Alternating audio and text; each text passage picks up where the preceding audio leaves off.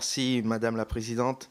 Monsieur l'ambassadeur, permettez-moi de revenir un peu sur l'affaire Alstom Siemens qui a défrayé la chronique. Et effectivement, cette fusion a été rejetée par la commissaire européenne Margrethe Vestager.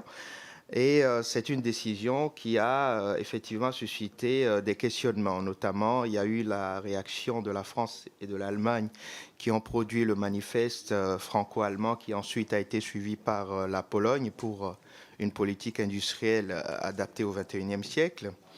Euh, ce rejet a effectivement posé la question du de la possible inadaptation du droit européen de la concurrence face aux nouveaux enjeux de la mondialisation.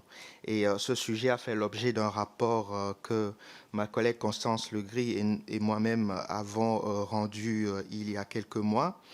L'enseignement majeur de ce rapport est que cet épisode de la non-fusion d'Alstom et Siemens s'inscrit dans les difficultés d'articulation justement entre notre droit de la concurrence et une politique industrielle de l'Europe. Je voudrais savoir aujourd'hui quel est le regard de l'Allemagne sur cette décision. Et aussi, nous avons avec le député Michel Herbillon commencé il y a un mois un nouveau rapport d'information sur la politique industrielle de l'Union européenne. Et notamment, il a été question dans nos premières auditions du marché des batteries électriques, domaine dans lequel l'Union européenne veut prendre une position forte face aux concurrents internationaux.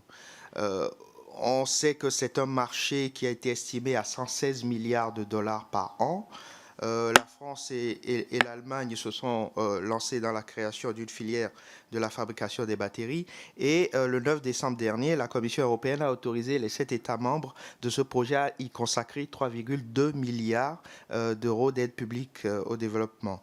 Est-ce que vous croyez que nous sommes dans la bonne voie et que cet Airbus des batteries est susceptible d'être un modèle pour d'autres secteurs de l'industrie européenne ?